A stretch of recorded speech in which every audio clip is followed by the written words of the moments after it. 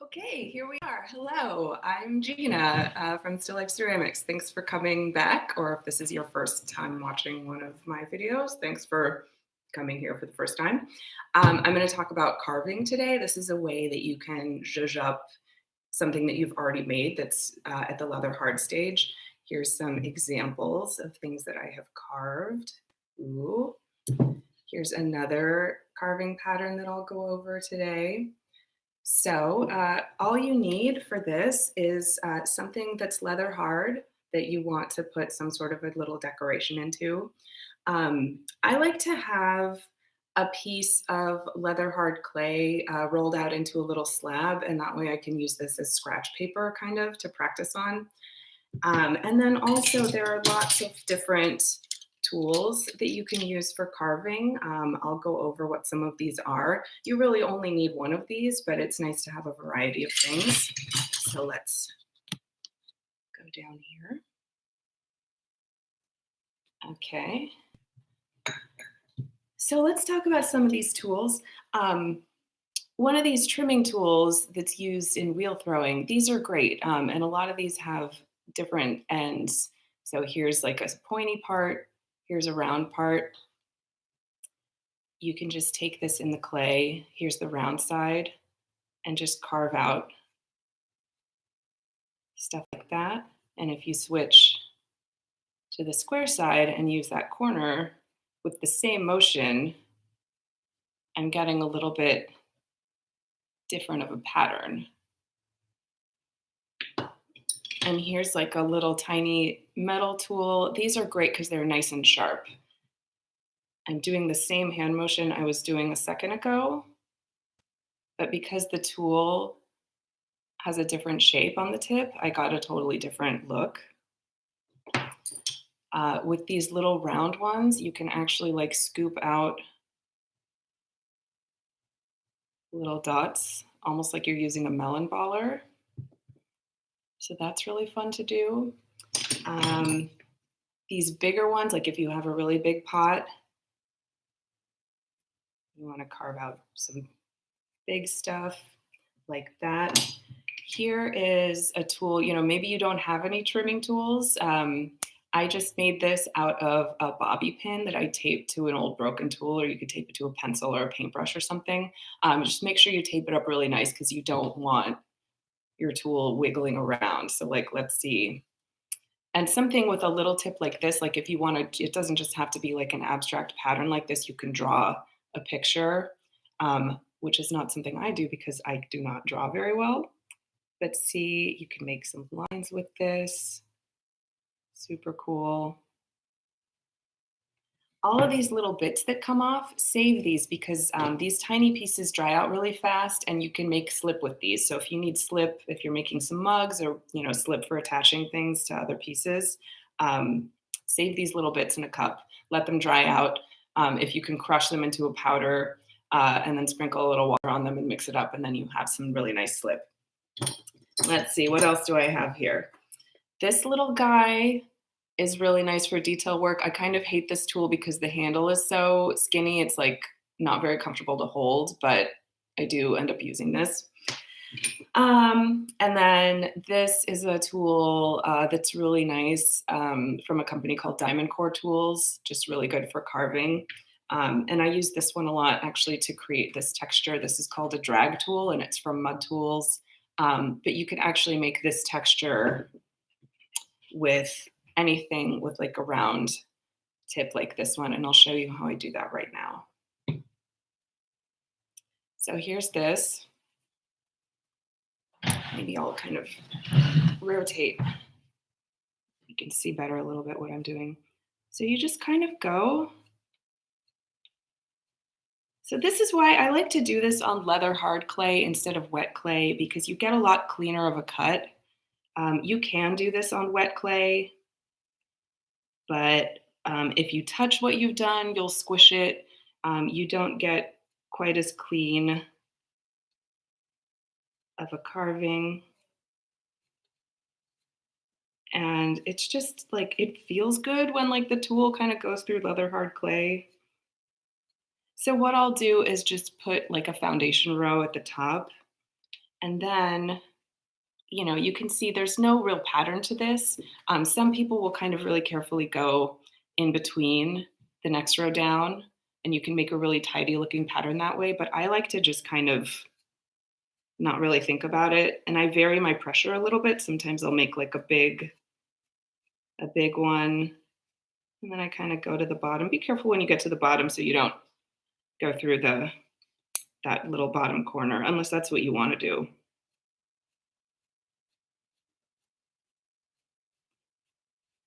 So on a little piece like this is actually pretty quick. On a larger piece, you might find it to be meditative and calming. You might also find it to be a little tedious, but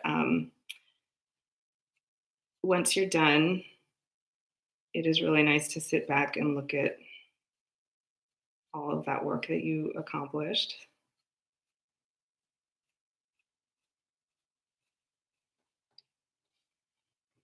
So I would continue doing this on the whole piece, but you can see that's a really easy way to make this cool texture.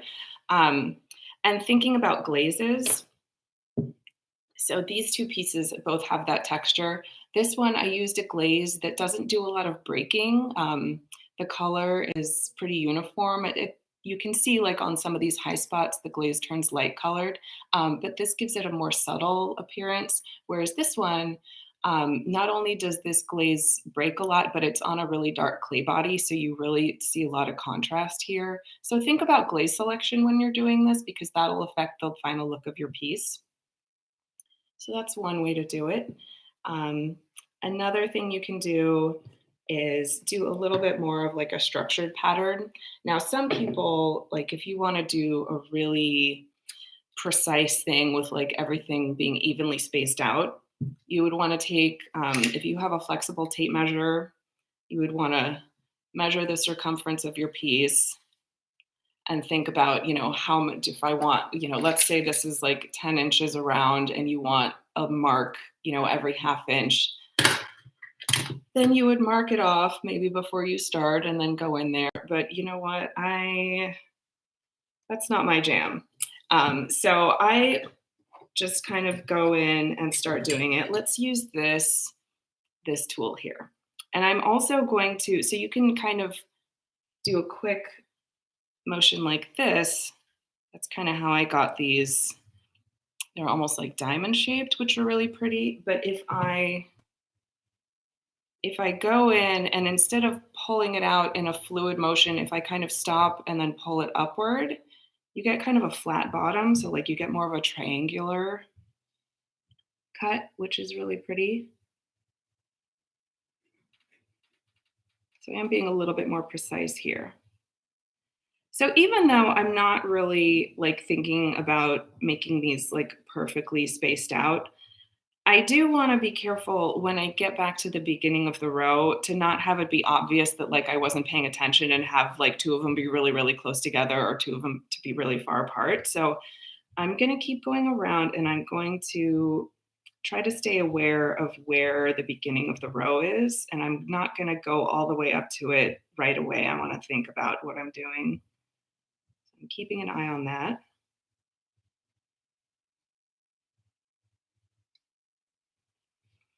And then what I like to do is when I feel like I have room for three more, I'll do the one in the middle and I'll eyeball it and I'll put it right in the middle and then I'll do the two on the sides. Or if you feel like maybe I only have room for two, let's see.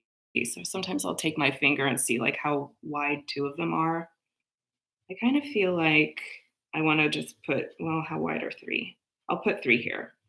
So I've got room for three. I'm going in the middle. One, two, three. So that's how you can get like kind of an even row without it looking too perfect. And then you can just go, maybe you want to switch to a different tool. Maybe I want to do little dots now. You can mix it up. This could be like a carving sampler, this piece. I could do a different thing every row.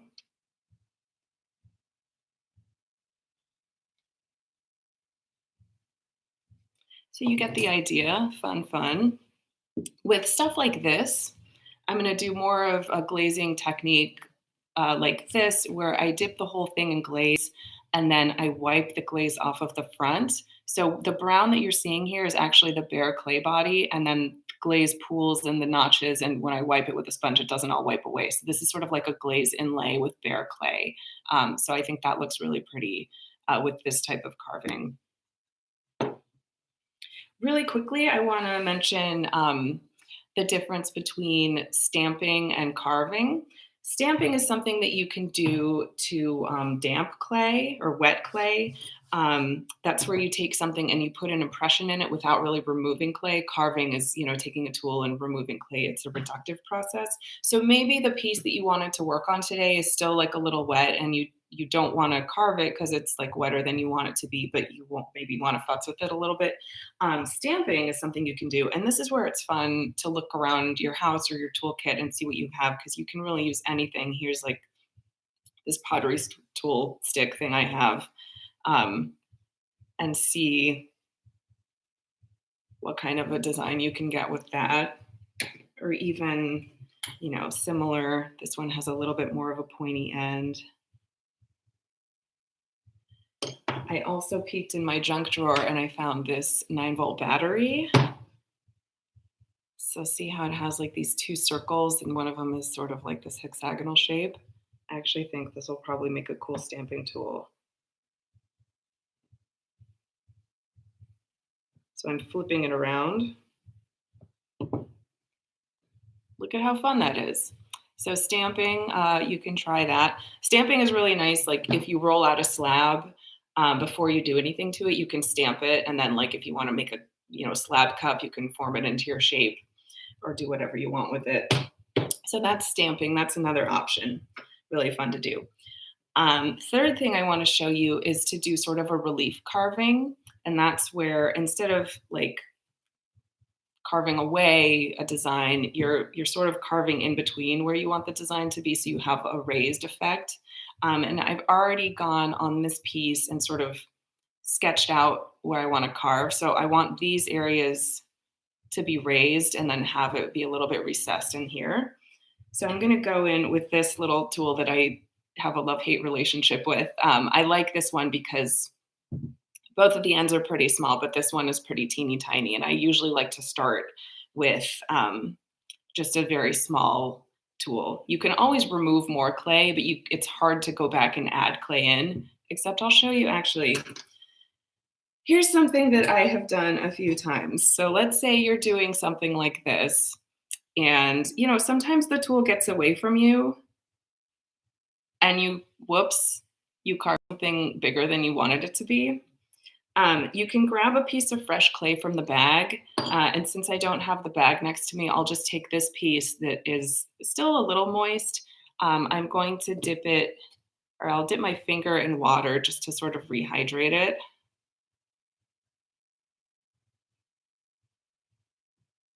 And then you can just jam it back in there and smooth it. And now that looks pretty much normal. So if you make a boo-boo, you can fix it. And I would spend a moment just really smoothing it and putting pressure and making sure that little bit of clay that you put in there is really nicely adhered and packed in. But yeah, you can fix your mistakes. It's no big deal. But you don't want to like do that on the whole piece. Like if you carve this and you decide you don't like it, you can't really like, I don't think it'll work that well to do it on the whole thing. But for little bits, you can fix it up. So anyway, with this guy, what I'll do is with the little skinny end of this tool, I'm just going to start removing clay. And this is a really sandy, groggy sculpture clay. So I know I'm probably going to get some pieces of grog kind of cramping my style. But let's see what happens. So I'll just do kind of like one little area. You guys probably don't want to sit here and watch me carve this for all day.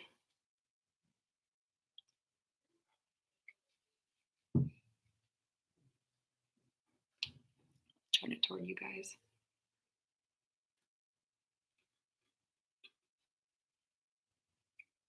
I kind of want these to look not literally like flower petals, but I want it to sort of have that feel to it. Can you see like this would almost look like a flower if you're looking at it from above?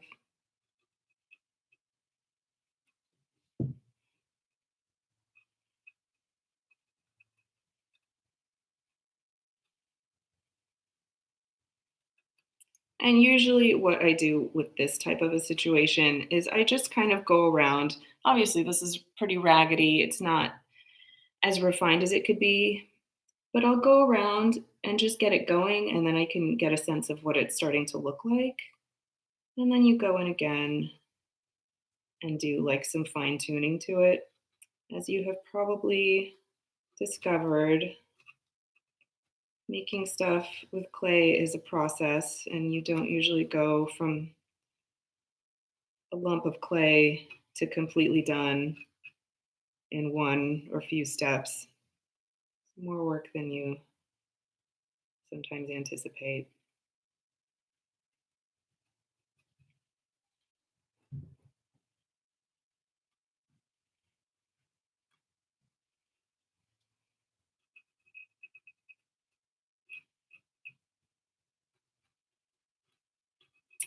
If you have an old toothbrush, those are actually really handy because see all these little burrs of clay? You can kind of get those away. Or sometimes, do I have a paintbrush? This one is, the bristles are not very stiff, but sometimes you can clean those little burrs away with those.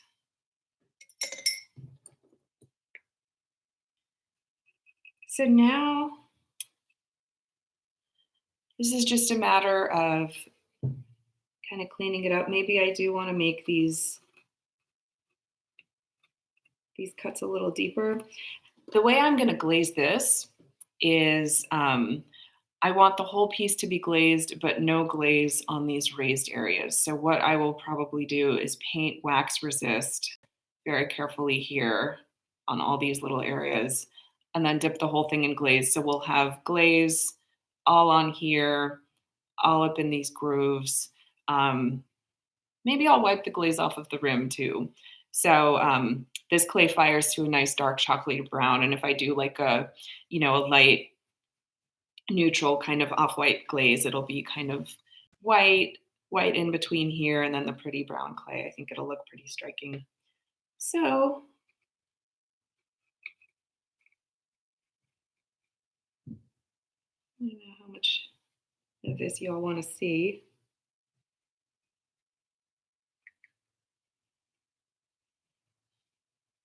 But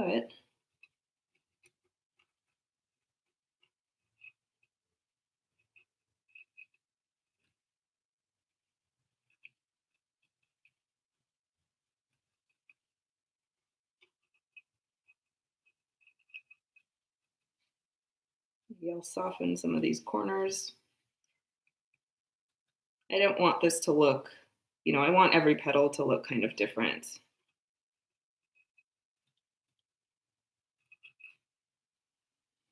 So that's shaping up nicely. I'll finish this and post a picture on Instagram. How about that? And then I also will post some more carving inspiration photos from other artists that I like for you guys, because there's lots of other directions you can take this beyond just like this type of thing. But this is super simple to do, and gets a really beautiful result. So that's something quick and easy you guys can try. Okay, so let me just say goodbye. Hi, and goodbye. Thanks for watching. Stay tuned for more videos from us, and have a nice day. Stay inside, wash your hands, and be well. Bye.